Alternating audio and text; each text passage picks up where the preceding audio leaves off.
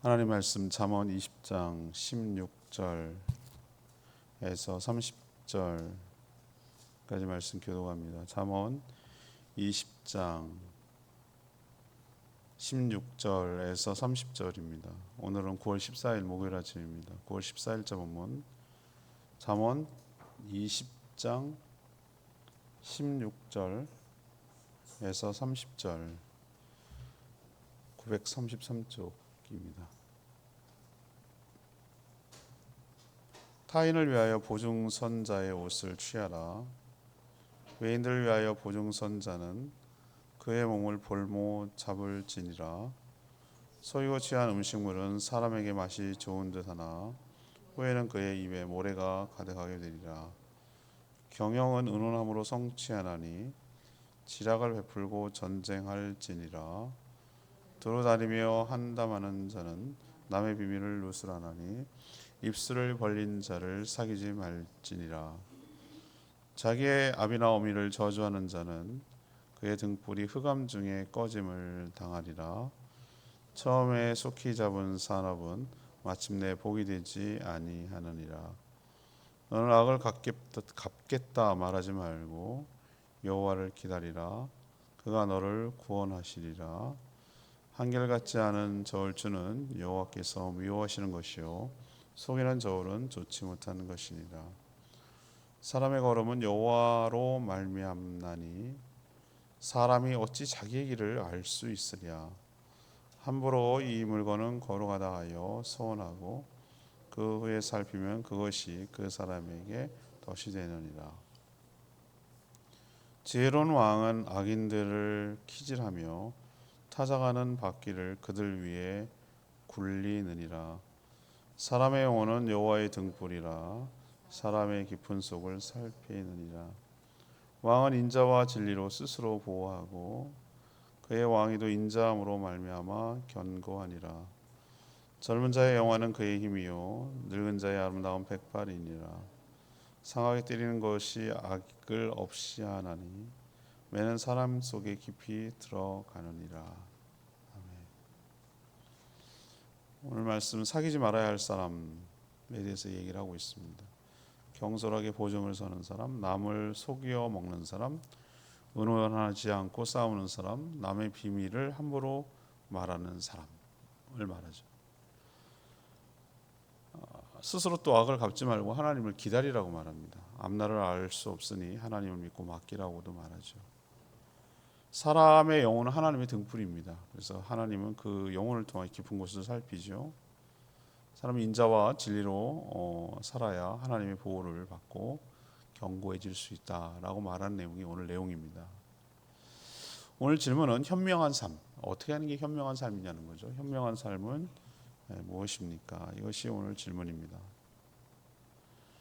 첫 번째 16절에서부터 20절까지 말씀인데요. 사귀지 말아야 할 자를 분별해야 한다는 거죠. 사귀지 말아야 할 자를 분별해야 합니다. 이것이 현명한 삶이라는 것입니다.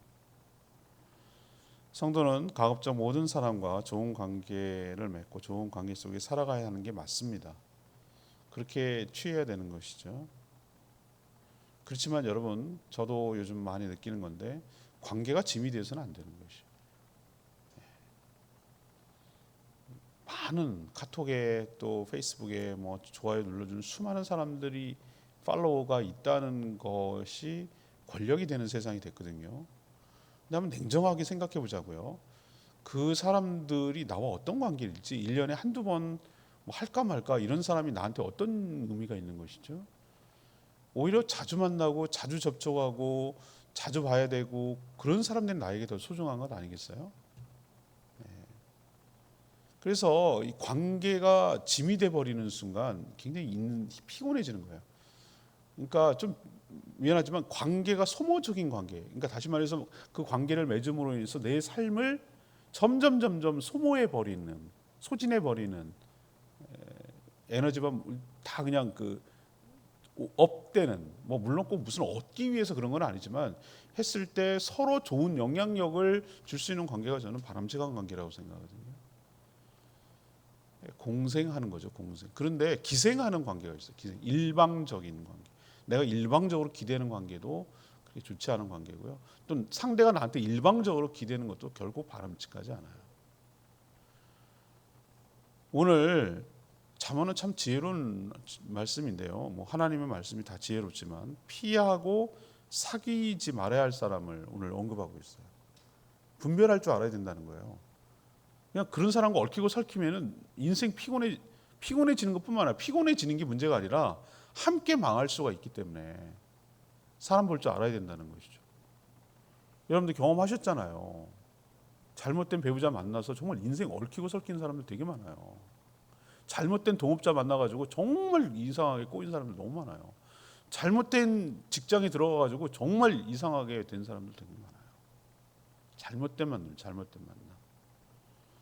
자, 그럼 그런 사람들을 지금 열거하고 있는데 첫 번째로 얼목되는 게 뭐죠? 경솔하게 보증 서는 사람이에요. 경솔하게 보증 서는 사람. 요즘 보증도 잘 쓰지 않고 보증 안 써도 다른 방법이 있긴 합니다만 옛날에는 사람 보증 서가지고 망한 케이스가 종종 있거든요. 오죽하면 그렇겠나라는 생각이 들기도 하지만 보증을 성 정도로 그 누군가를 기대해야 될 정도면 지금 굉장히 위기 상황이라는 거 아니겠어요? 물론 정말 도와줘야 될 사람이 있어요. 그러나 신중하지 못한 보증은 상대도 망하지만 상대와 함께 자신의 일생을 망칠 수 있다는 거 여러분 기억하시기를 바랍니다. 그래서 이런 상황이 전 직면하면 이렇게 얘기합니다.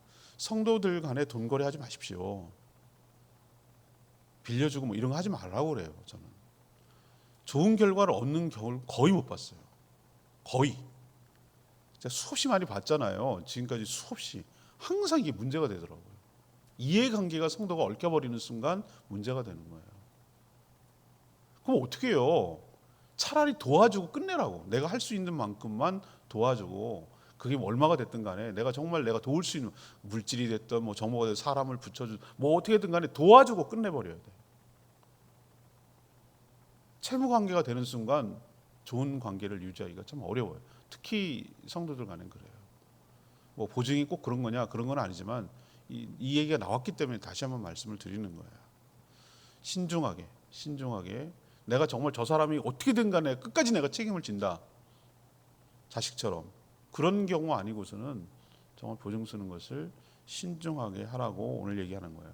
자꾸 보증 서달라고 다가오고 뭐 동업하자고 그런 사람들 멀리하세요.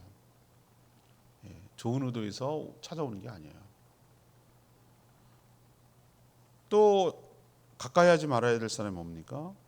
다른 사람을 속이고 이익을 얻는 사람. 사람을 속여서 어떤 이익을 얻고자 하는 건 100%입니다. 이런 사람은 결단코 얽히면 안 돼요. 달콤해요. 오늘도 그 표현 하잖아요. 당장은 꿀처럼 맛있겠지만 이런 표현을 쓰고 있어요. 그렇게 하는 게 돈 쉽게 버는 것 같고 뭐 금방 돈이 많이 벌릴 것 같고 또 재밌기도 하고 막 이렇게까지 하는데요. 그런데 얽히고 설키면 큰일 납니다. 세상에 그렇게 쉽게 버는 돈은 없어요. 쉽게 버는 돈은 뭔가 문제 있는 돈이에요. 여러분 보시잖아요. 뭐 고수익 보장. 그럼 왜 지네가 그렇게 고수익 보장이면 지면 잘 좋은 거 있으면 자기만 알고 있지 왜 알려주냐고요. 바보 아니겠어요? 그걸 왜 안 알려주냐고. 진짜로 그게 그렇다면은 우리한테 왜 알려주냐고. 그렇지 않아요? 생각 좀 해보세요. 100% 사기입니다. 전 누구한테 전 번호가 공개되어 있잖아요. 수많은 사람들 옵니다. 해외에서 뭐 카드가 발생됐어요. 뭐 별의별 보이스피싱 다 옵니다. 전 무조건 수신 차단. 아예 전화가 오지 못하도록 차단을 시켜야 돼요.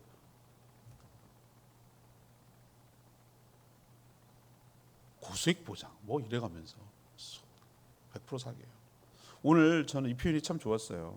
그렇게 속이고 취한 음식물은 17절에는 사람에게 맛이 좋은 듯하나 꿀맛이죠. 그렇게 먹는 게 보이스피싱에서 그렇게 그냥 돈 하나 안 들이 뭐 힘들지도 않고 그냥 몇 억을 갖다가 했어요. 얼마나 기분 좋겠어요. 이런 식으로 조금만 더 벌면 거부되겠다 이런 생각 들지 않겠어요? 또 그렇게 벌는 거는 어떻겠습니까? 그런 사람들 특징이 뭡니까? 그거 쓰느라고 빨리 쓰지 못하면 죽을 것 같고 감옥에 갈 것 같으니까 어마어마한 비싼 외제차 사고 막 이렇게 다 탕진하잖아. 팁 주고 막 술 먹고 막 하시고 이렇게 하잖아요. 왜? 쉽게 벌렸으니까. 자기가 정말 어렵게 돈을 벌었으면 그렇게 쓰겠어요, 돈을? 금방 아는데 저 사람은 나이에 비해서 뭐 하는 뚜렷한 직업도 없고 분명한 게 없는데 외제차 다니고서 막 못 내고 다니고 막 한다. 100%입니다. 구린 돈을 받은 거예요, 그거는. 정상적으로 하면 그럴 수가 없어요. 여러분 그렇게 힘들게 어렵게 해가지고 번 돈인데 그렇게 막 쓰겠어요? 여러분 생각해 보세요. 그 뒤에 표현이 저는 참 공감이 됐는데 후에는 그의 입에 뭐가 가득하다고요? 모래가 가득하다고. 여러분 가끔 이렇게 전 아주 그때 얼마나 큰 충격을 받았는지 그 칼국수 먹으러 갔다가 핵하면 안 돼가지고 나 그거 생각하면 지금도 나 토할 것 같은데 모래가 아니라 그 뭐야 갯벌 흙이 입안에 들어간 거야. 오늘 그때 진짜 화가 엄청났어요. 예, 물론 뭐 그 사람이 그 의도한 건 아니었겠지만 아무튼 그 씹은 표정을 제가 아직도 안 잊어버려요. 모래도 아니에요. 모래도 아니고 아주 그냥 그 진흙벌 같은 거를 꾹 이렇게 했거든요. 얼마나 그 충격받았는지 몰라요. 그 기분 내가 알겠어요. 예? 여러분 아시죠? 막 지난번에 조개캐로 갔다가 내가 너무 깊숙이 파고야 된다 그래서 딱 이렇게 무슨 개구리처럼 이렇게 파고 앉았는데 바닷물이 입으로 쓱 들어간 거예요. 파도 쳐가지고. 그 기분도 그런데 모래가 들어간다? 이거 얼마나 그 불쾌하고 기분 나쁘겠어요. 여러분 모래 씹는다는 표현 아시죠? 그렇게 된다는 거예요. 그렇게 처음에는 뭐 했다고요? 달콤하게 맛이 좋죠. 그런데 그 끝은 뭐라고요? 모래처럼 씹힌다. 명심하라 이거예요. 이런 사람 피해란 얘기예요. 또 경영은 의논에서 나고 지략을 얻어 전쟁을 해야 되는데 남의 얘기도 듣지도 않고 아무런 계획도 없이 그냥 어떤 일을 엄벙덤벙 덤비는 사람이 있어요. 계획을 치밀하게 사전 조사하고 이것이 될지 안 될지 법령도 검토하고 주변 상권도 살피고 동업할 사람 저 사람이 어떤 성향인지도 여론도 탐지하고 어떤 사람은 그 집을 얻기 위해서요. 야, 치밀한 사람. 시간대별로 간다. 아침에도 가보고 점심에도 가보고 저녁 때도 가보고 밤에도 가보고. 왜? 분위기를 알려고. 이런 내가 저 집에 살 것 같으면 저 집을 사야 된단 말이에요. 그러면은 어떤 분위기인지 알려고 그렇게 한다는 거예요. 주말에도 가보고 이렇게 한다면 다 주변에 살펴보고 옆집에도 가보고 물어보고 물 새는 데 없는지 뭐 하는지 뭐 이웃집에 어떤 사람 없는지 다 살피고 한다는 거예요. 우리는 어떻게 합니까? 그냥 사잖아요. 아무 생각이 없어요. 신중하게. 근데 아무런 계획 없이 그냥 막 하면 되지 막 이렇게 하는 사람들이 있어요. 그런 사람들 오늘 뭐라고 그랬어요? 가까이 하지 말라고. 그건 그 사람 책임이긴 하지만 그런 사람하고 사귀지 말라고. 왜? 망하고 패배할 것이 자명하기 때문에 그러는 것이죠. 또 하나 사귀지 말아야 될 사람이 있어요. 19절에 두루두루 다니면서 한가롭게 다니면서 남의 비밀을 누설하는 사람.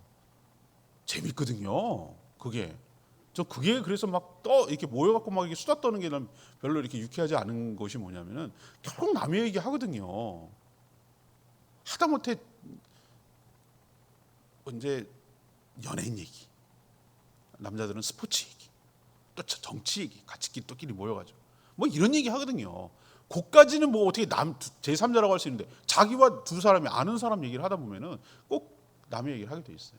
그러면은 좋은 얘기가 재밌어요? 험담하는 게 재밌어요? 험담하는 게 재밌어요. 사람 묘하죠? 이게 험담하는 게 아주 그냥 맛이 아주 기가 막히거든. 그러니까 모였다면 서로 누구 씹느라고. 이런 사람 사귀지 말라고 오늘 얘기하고 있어요. 사귀지 마라. 오늘 분명히 얘기했잖아요. 19절에 사귀지 마라. 이런 사람. 또 자기의 부모를 저주하는 사람. 이 사람도 피하고 사귀지 말라는 거예요. 여러분도 경험하셨겠지만 인생을 그쯤 사셨으면 좋은 관계가 축복이고요. 좋지 않은 관계 그게 벌이에요. 그게 인생을 망치는 거예요. 그러려면 어떻게 되겠습니까? 이미 얽히고 설키고 깊숙한 관계로 들어가면은 떼기가 어려워요. 그렇기 때문에 뭐 하는 거예요? 정말 저 사람이 정말 내 일생에 도움이 되느냐.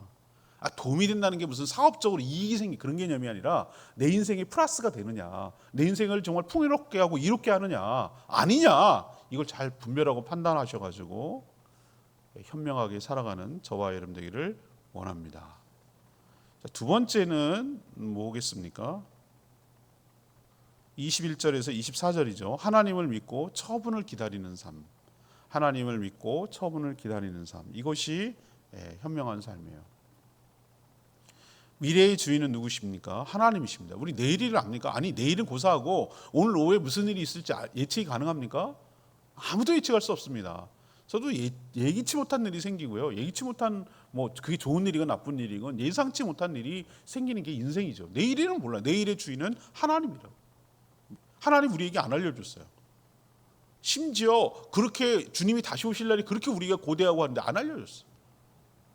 안 알려주는 게 우리에게 유익이에요. 만약에 우리에게 정말로 필요했으면 우리를 알려줬을 거예요. 근데 우리는 안 알려주는 게 차라리 낫다는 생각이 들어요. 봐요. 내일 모레 죽을 거예요. 그런 사람이 오늘 어떻게 살겠습니까? 그렇죠. 다르게 살겠죠. 그렇죠? 근데 사실 우린 죽을 수도 있잖아요. 다시 한 번 인생, 시한부 인생 살잖아요. 안 알려주는 게 축복이에요. 평범하게 살아갈 수가 있기 때문에. 그래서 이런 걸 안다면 아무리 계획을 세워도 일이 되게 하시는 분은 결국 누구라고요? 하나님이시라고. 그걸 믿고 인정해야 돼요. 이걸 알면 작은 일에 막 세상 다 가진 것처럼 기뻐하지도, 어떤 일에 세상 다 끝난 것처럼 슬퍼하지도, 일희일비라고 그러죠. 그렇게 하지 않아요. 왜? 하나님의 손에 미래가 달려있고 나를 축복하시고 잘되게 하실 것을 알기 때문에, 선한 길로 인도하실 것을, 퍼즐을 다 맞춰봐야 그림이 완성되듯이 내 인생의 여정에서 때로는 슬픈 일도 있고 때로는 기쁜 일도 있지만 그게 전부가 아니라는 걸 알고 있기 때문에 거기에 막 연연하지 않는다. 시작한 사업이 처음에는 잘 됐다고 끝까지 잘 된다는 보장이 없어요. 그렇잖아요. 또한 자기가 악에 대해 복수하는 것도 멈추라고 얘기해요. 그건 하나님의 영역이라고. 감정적으로는 당장 보복하고 싶겠지만 그것이 어떤 좋지 않은 결과를 가져올지는 아무도 몰라요. 그건 하나님만이 알아요.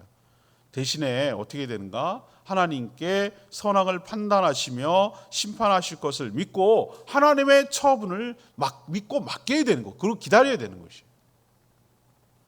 복수는 나의 것이 아니고, 제 영화 제목처럼 복수는 나의 이게 아니고 복수는 누구의 것?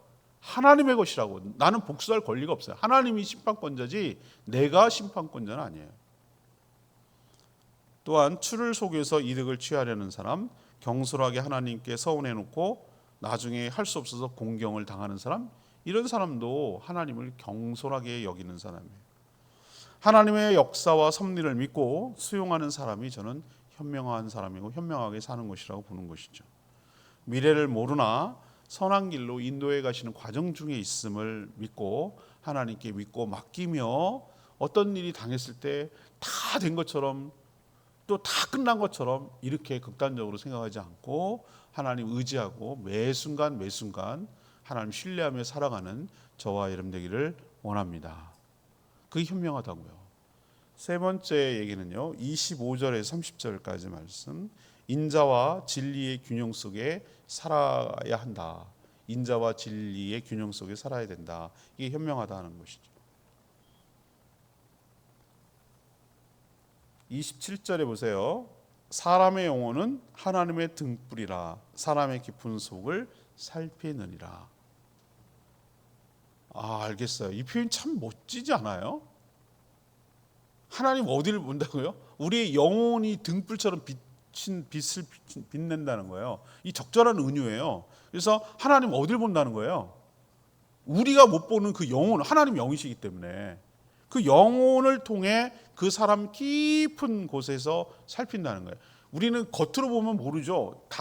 이 지구가 동그랗게 둥그렇게 생겨가지고 핵심 그 코어가 있는데 거기서 자석처럼 끌어다니니까 이렇게 하는 거예요. 여러분 신기하지 않아요? 끌어다니는 거 있잖아요. 자기 이게 자석 같은 거 북쪽 갈기고. 옛날에 과학 시간에 배웠잖아요. 자석놀이 안 하셨어요? 북쪽에 이렇게 그거 있잖아요. 그렇죠? 그러면 어떻게 자기장을 띄냔 말이에요. 지구가 거대한 자석이기 때문에 그러는 거예요. 그렇지 않아요? 그 속에 있는 그 뭔가가 힘이 있어요. 자기력이 끌어다니는 힘이 있잖아요. 그런 것처럼 우리 사람은 어떻게 구성하고 있냐면 영혼, 육으로 구성되어 있어요. 가장 깊은 우리는 의식하는 가운데 혼이 이제 막 정신 세계가 막 지배하는 것 같지만 그 정신 세계 가운데 더 안에 깊이 들어가면은 영혼이 우리의 삶을 영위해 가도록 영향을 주는 거란 말이죠. 그래서 그냥 영혼이라고 표현하지만 겉에 있는 이 육신과 대비해서 영혼이라고 하지만 그 깊은 곳에 영혼이 하나님의 등불이라고 얘기하고 있죠. 거길 통해서 살핀다는 거예요. 우리 마음의 깊은 곳을 살피고 있다는 거예요. 그러니 우리도 몰라. 우리 영혼이 어떻게 되는지, 우리가 무슨 마음을 먹는지 나도 모르잖아요. 나도 내 마음 모르겠어. 내가 왜 이러지? 내가 왜 이러? 막 때려. 나를 때려. 어떨 때는 네가 왜 이러니? 네가 정신 차려야지. 막 이러면서 내가 같지 않아가지고 어떨 때는 왜 그러는지 나도 나를 모르겠어. 내 마음 갈피를 못 잡겠어. 내가 마음이 요동을 치고 내 감정이 어떻게 추스리지를 못해서 막 그럴 때가 있어요. 내가 같지 않을 때가 있어요. 바보 같기는. 머리는 막 알겠어. 머리는 이성적으로 알겠는데 마음은 감정은 그렇지 않아. 막 여러분 저만 이상한 사람이구나. 저는 그래요. 어떨 때 그럴 때가 있어요.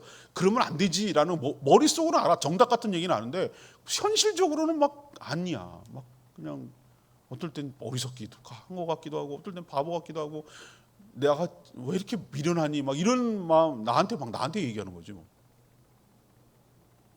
그 사람이 복잡하더라고요. 나도 나를 이해를 못해.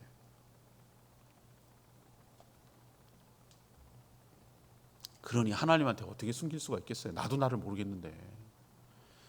26절 말씀대로 하나님이 아니라 지혜로운 왕도 악인들을 분별하고 합당한 벌을 내리는데 하나님은 말할 것도 없다, 그 뜻이에요.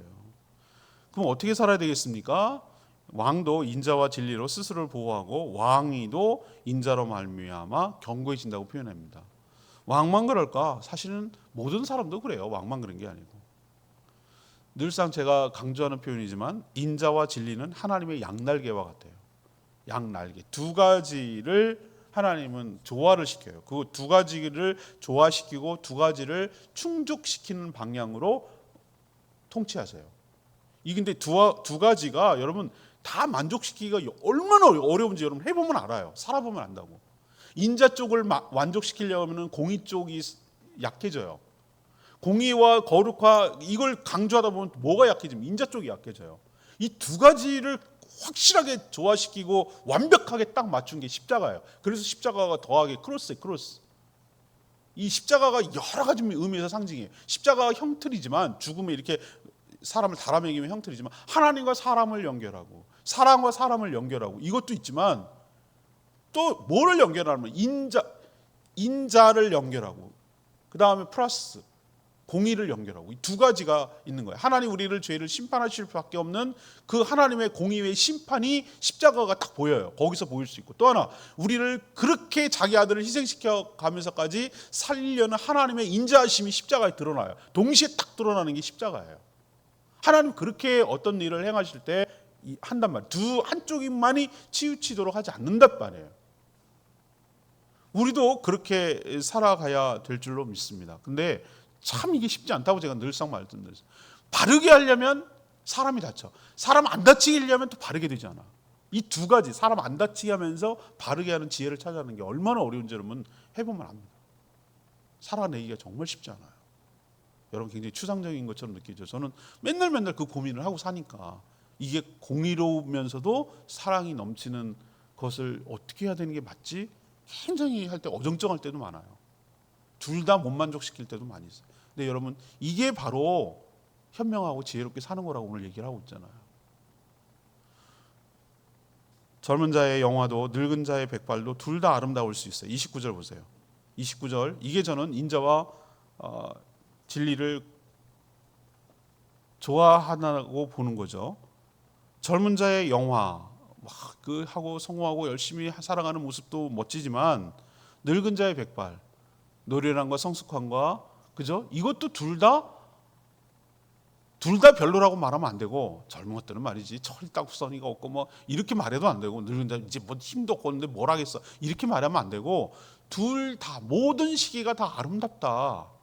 이래서 아름답고 또 이래서도 아름답고 사람 가끔 그러더라고. 몸도 이리저리 아프고 말이지 맨날 무슨 그냥 그래 늙어가나 봐요. 그렇게 뭐 여기 아프고 저기 아프고 여기 아프고 집안에 점점 의료기기만 늘어가는 것 같아. 약봉지만 점점 늘어가는 것 같고 참 그게 인생인가 서글퍼지기도 하는데 보세요. 되돌아갈까? 되돌아가고 싶지 않대. 젊었을 때 20 그냥 덕이 살아가지고 뵐 것 같아. 이런 때로 돌아갈까? 참 좋았지. 그렇게 말해도 다시 돌아가고 싶지 않대. 왜? 그런 혼란스러운 상태로 또 살고 싶지 않다는 거예요. 그냥 이대로가 좋다는 거예요. 이대로 살다 가야지 무슨 뭘 또 돌아가냐고 그러는. 맞아요. 지금이 제일 좋은 때예요. 여러분의 인생에서 제일 좋은 때라고. 지금 생각하니까 그래요. 옛날처럼 막 젊었을 때 되면 공도 차고 막 그냥 펄펄 날아다니고 그런 건 없어요. 좀만 해도 힘들어 죽겠어요. 그렇지만 또 그때 가지지 못한 뭔가가 있어요. 세상을 보고 사람을 통찰하고 말씀을 보고 하나님의 뜻을 헤아리고 이런 것은 젊었을 때 없었거든요. 훨씬 지금이 나은 것 같아. 어떤 면에서 더 물론 말해야 되지만 그렇기 때문에 둘 다가 아름답다고 얘기하는 거예요. 그게 뭔 말인지 알겠어요. 성경에서 둘 다가 알아. 지금이 여러분 제일 좋은 때예요. 현재가. 부러워하지 마세요. 미래를 두려워할 것도 아니고 과거에 연연할 것도 아니에요. 내가 현재에 충실하게 행복하게 살면 그 행복이 계속되면 그게 행복한 삶이에요. 현재에 만족하고 충실하시란 말이죠. 저는 이것이 인자와 진리의 균형된 삶이라고 보는 거죠. 또 징계가 있어야 악이 제어된다고 믿는 쪽, 이건 진리 쪽이에요. 늙은 자의 백발이 아름답다고 보는 쪽, 이건 인자 쪽이에요. 인자와 진리, 이 둘의 균형이 저는 현명한 삶이라고 저는 보는 것이죠. 성경에서 말하고 있는 잠언뿐만 아니고 22절 레마의 말씀, 너는 악을 갚겠다고 말하지 말고 여호와를 기다리라. 그가 너를 구원하시리라. 이 말 참 귀한 말씀이에요. 12절 로마서 12장 19절에도 비슷한 얘기가 나와요. 내 사랑하는 자들아 너희가 친히 원수를 갚지 말고 하나님의 진노하심에 맡기라. 기록됐을 때 원수 갚는 것은 내게 있으니 내가 갚으리라 주께서 말씀하시느니라. 분명히 얘기했어요. 복수는 누구의 것? 내 것 아니고 하나님의 것. 우리는 보복하거나 심판할 권리가 없어요. 다만 사랑하고 용서할 권리만 있어요. 70번에 7번씩 용서하면서 원수에게서 해방시켜줘요. 그렇게 하면은 원수를 이롭게 하는 게 아니라 나를 이롭게 하는 거라고요. 이건 제가 경험해서 안다고 그랬잖아요. 왜 용서하라고 그랬을까? 난 바보같이 맨날 나는 당하고 살라고요. 하나님 억울해서 그러는데 나중에 해보니까 알겠더라고. 너를 위해서 그런 거였어. 너희가 거기서 해방되는 거야. 네가 거기로부터 자유로워지는 거야. 원수 갚으려 생각하면 아무것도 못해. 네가 불행해져. 거기에 매여가지고 아무것도 못한다. 놔줘라. 용서하고 떠나보내라. 그래야 네가 거기서 끊어져서 네가 자유롭고 행복하게 살 수 있어서 내가 그 말하는 거다. 그럼 남은 바보잖아요. 남은 억울하잖아요. 걱정하지 마. 내가 알아서 처분해줄게. 내가 알아서 처리해줄게. 제 말 이해하시겠죠? 하나님이 해주신다는 거 믿고 맡기고 난 용서하고 떠나보내줘야 돼. 그러면 하나님께서 깔끔하게 아주 잘 처리해 주십니다. 여러분도 이렇게 현명하게 살아가게 되기를 바랍니다. 오늘 세 가지 얘기했는데요. 뭘 얘기했을까요? 사귀지 말아야 될 사람, 또 사귀어야 될 사람 잘 분별하시라고. 다 얽히고 설키지 말라고. 인생 그렇게 소모적으로 살 수 있는 시간이 한정되어 있어요. 다 모든 사람하고 좋은 사람 될 수는 없어요. 오히려 가까이 있는 사람, 계속 봐야 될 사람, 자주 만날 사람, 끊어내야 끊을 수 없는 사람, 가족이겠죠. 성도들에게 잘하세요. 거기에 집중하시고 잘하시라고. 현재에 집중하시라고. 모든 사람하고 다 얽히고 설기가 다 좋은 관계 있어. 이리 휘둘리고 저리 휘둘리고 이리 휘둘리고 저리 휘둘리고 그렇게 살지 마시고.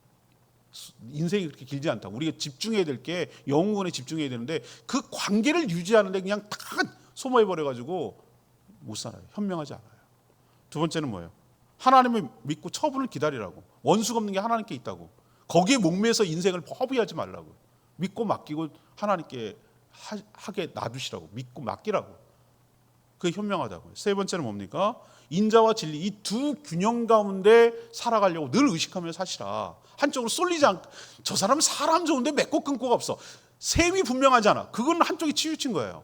저 사람은 있잖아요. 너무 바른 말하고 똑바른 얘기하고 하는데 사람이 정이 없어. 이것도 치우친 거예요.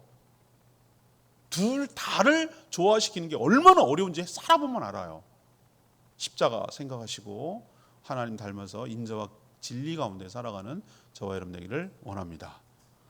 오늘 말씀 붙들고 660장, 기도하기 전에 660장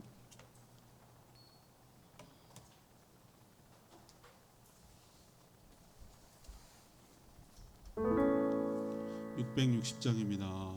주님의 시간에 기다리라고 오늘 말씀드렸습니다.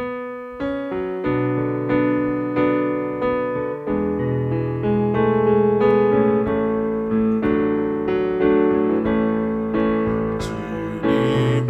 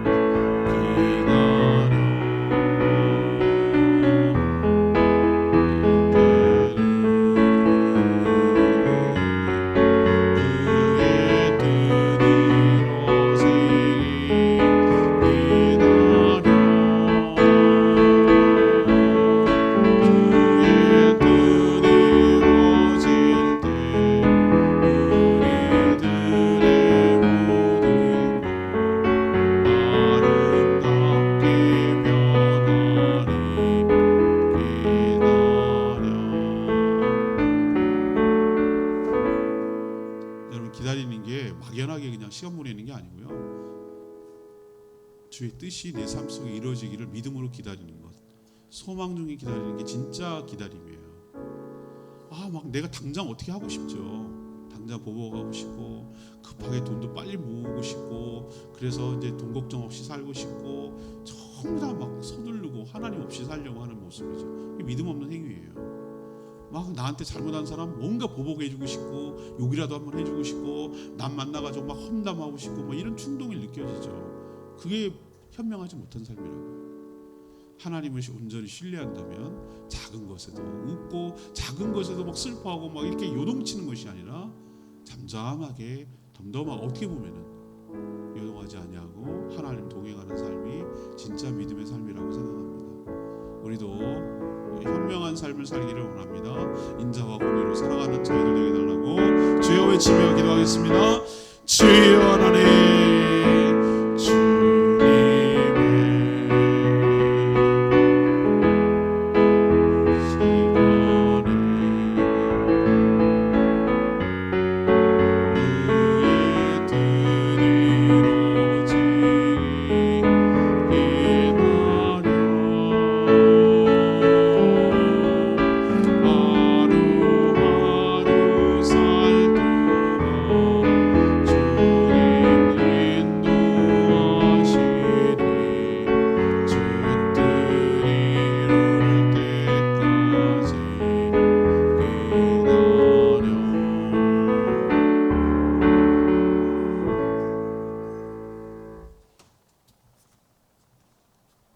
기도하겠습니다. 하나님, 저희도 하나님의 은혜로 현명한 사람이 되어 살기를 원합니다.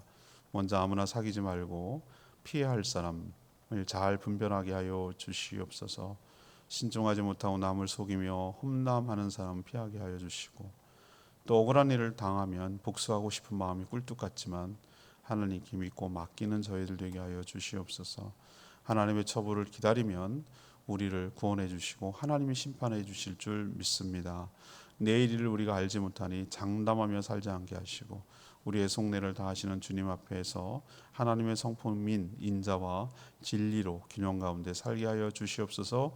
치우치지 않고 인자와 진리의 균형 가운데 유지하며 살아가는 저희 모두가 되어서 하나님 보시기에 현명한 자로 살게 하여 주시옵소서.